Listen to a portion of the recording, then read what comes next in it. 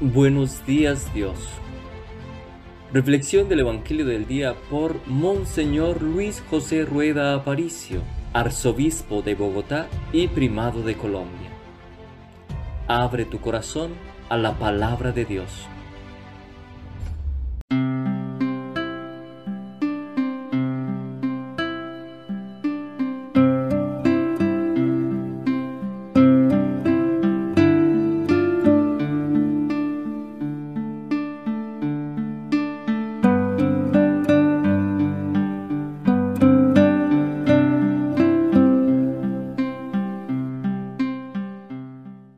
En el nombre del Padre, y del Hijo, y del Espíritu Santo. Amén.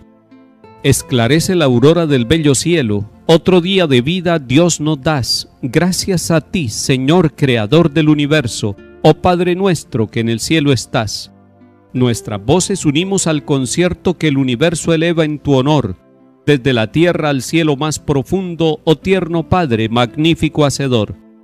Conserva nuestras almas sin pecado, a nuestros cuerpos da fuerza y salud, a nuestras mentes ilumina piadoso con un rayo benéfico de luz. Por nuestra amada patria te suplicamos, por la Iglesia elevamos oración, por nuestros queridos padres y familias, para que dichosos nos hagas, Señor. En tu santo nombre comenzamos otro día de vida que nos das. Haz que lo acabemos santamente, oh Padre nuestro que en el cielo y en la tierra estás. Amén.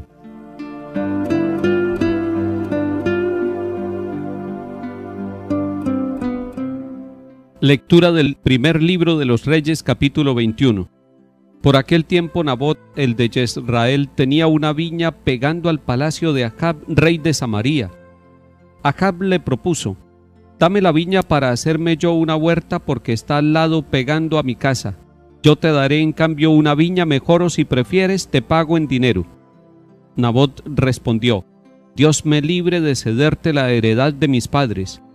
Acab marchó a casa malhumorado y enfurecido por la respuesta de Nabot, el de Jezreel, aquello de no te cederé la heredad de mis padres. Se tumbó en la cama, volvió la cara y no quiso probar alimento. Su esposa Jezabel se le acercó y le dijo: ¿por qué estás de mal humor y no quieres probar alimento? Él contestó: es que hablé a Nabot, el de Jezreel, y le propuse: véndeme la viña, o si prefieres te la cambio por otra. Y me dice: no te doy mi viña. Entonces Jezabel dijo: ¿y eres tú el que manda en Israel? Arriba, a comer, que te sentará bien. Yo te daré la viña de Nabot, el de Jezreel. Escribió unas cartas en nombre de Acab, las selló con el sello del rey y las envió a los ancianos y notables de las ciudades paisanos de Nabot. Las cartas decían: proclamen un ayuno y sienten a Nabot en primera fila. Sienten enfrente a dos canallas que declaren contra él: has maldecido a Dios y al rey. Lo sacan afuera y lo apedrean hasta que muera. Los paisanos de Nabot, los ancianos y notables que vivían en la ciudad, hicieron tal como les decía Jezabel, según estaba escrito en las cartas que habían recibido. Proclamaron un ayuno y sentaron a Nabot en primera fila. Llegaron dos canallas, se le sentaron enfrente y testificaron contra Nabot públicamente: Nabot ha maldecido a Dios y al rey. Lo sacaron fuera de la ciudad y lo apedrearon hasta que murió. Entonces informaron a Jezabel: Nabot ha muerto apedreado. En cuanto oyó Jezabel que Nabot había muerto apedreado, dijo a Ahab: Alá toma posesión de la viña de Nabot, el de Jezreel, que no quiso vendértela. Nabot ya no vive, ha muerto. En cuanto oyó Ahab que Nabot había muerto, se levantó y bajó a tomar posesión de la viña de Nabot, el de Jezreel. Palabra de Dios. Te alabamos, Señor.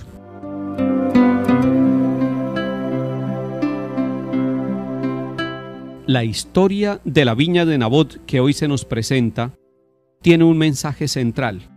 El mensaje es el siguiente: son más valiosas las personas que las cosas. Nabot es más importante que su propia viña, aunque esté pegada con la casa del rey. Sin embargo, el rey Ahab, que tiene su casa y su palacio, está malhumorado, porque este hombre no quiso aceptar la propuesta de ceder su terreno y le dijo: no te cederé la heredad de mis padres. ¿Por qué Nabot no cede el terreno? porque para él tiene una significación familiar y una tradición. Jezabel, la esposa de Acab, se encarga de hacer morir injustamente a Nabot, para que de esa manera su esposo el rey tome posesión de la viña del difunto Nabot. Le quitaron la vida a una persona inocente, con testimonio falso. Lo mataron fuera de la ciudad, lo apedrearon, y así, de esa manera, el rey pudo tomar de manera injusta posesión de un terreno. Le costó la vida a Nabot la defensa de su tierra. A Dios no le agrada esto. Más tarde en el capítulo 21 y 22 vamos a ver las consecuencias de este acto que ha cometido el rey y su esposa, quitándole la vida a un inocente para adueñarse de sus bienes, de su tierra. Estas situaciones que han sucedido en distintas partes del mundo, no solamente al interno de los países, sino unos países que le quitan a otros, no le agrada a Dios.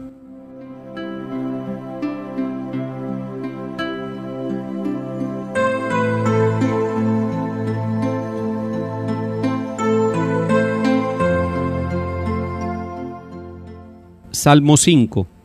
Señor, escucha mis palabras, atiende a mis gemidos, haz caso de mi grito de auxilio, Rey mío y Dios mío. Tú no eres un Dios que ame la maldad, ni el malvado es tu huésped, ni el arrogante se mantiene en tu presencia. Detestas a los malhechores, destruyes a los mentirosos, al hombre sanguinario y traicionero lo aborrece el Señor.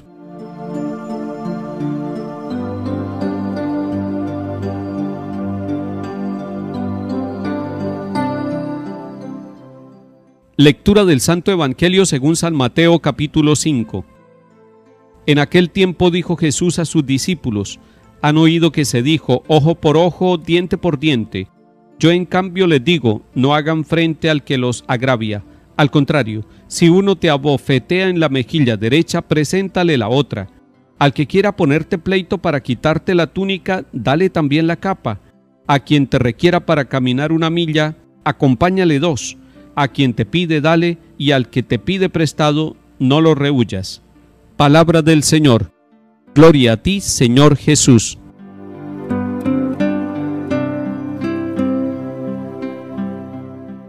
La ley del talión era una ley de regulación de la venganza para que no se extralimitara a aquel que tomaba venganza de su enemigo, y se hablaba de ojo por ojo y diente por diente, es decir, que no fuera más allá de lo que había perdido. En el fondo era una ley buena, era una ley que regulaba las relaciones entre el agredido y el agresor. El Señor Jesús va a enseñar que no es necesario hacer frente al que nos agravia, incluso llega a proponer que presentemos la otra mejilla, pero además, el que nos va a quitar la túnica o la capa se la debemos entregar. Aquí el Señor Jesús está poniendo como centro a las personas. No podemos declarar a nadie como nuestro enemigo, y si no declaramos a nadie como enemigo, no hacemos resistencia, y si no hacemos resistencia no hay guerra. Algunos podrán decir, ¿y la propiedad privada dónde queda? Todo eso es respetado, pero el Señor Jesús está hablando que es más importante la persona. Es más importante que nosotros veamos incluso en aquel que nos ha hecho daño un ser humano. Y si lo vemos como un ser humano, somos capaces de reconocer que es hijo de Dios. Y seguramente encontremos el camino para descubrir a aquel agresor, a aquel enemigo, como nuestro hermano. Tarea muy difícil, tarea muy dura, pero es la enseñanza nueva del Señor Jesús. Esto tiene aplicación a nivel personal, pero también a nivel de los pueblos.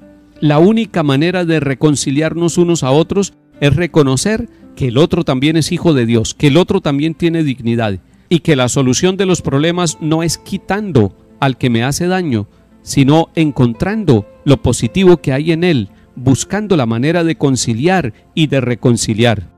Si esto lo aplicamos a nuestra casa, aprendemos nosotros a relacionarnos de igual a igual, a perdonar, a ser capaces de dialogar, a buscar el camino de la conciliación dentro de nuestro ambiente familiar y a construir con nuestras relaciones una nueva cultura, una nueva sociedad, la sociedad del perdón, la sociedad del reencuentro, la civilización del amor, como nos han hablado el Papa Pablo VI y el Papa Juan Pablo II. No puede haber justicia sin amor y sin verdad, y la verdad es que somos hijos de Dios, y el amor es la presencia de Dios entre nosotros como hermanos. Que el Señor nos bendiga y acompañe en el nombre del Padre, y del Hijo, y del Espíritu Santo. Amén.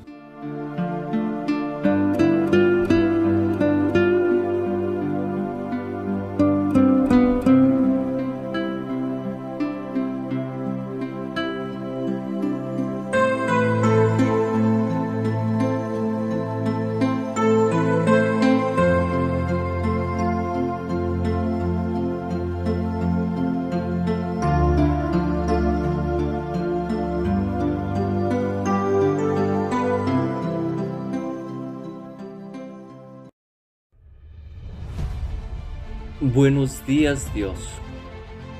Reflexión del Evangelio del día por Monseñor Luis José Rueda Aparicio, arzobispo de Bogotá y primado de Colombia. Abre tu corazón a la palabra de Dios.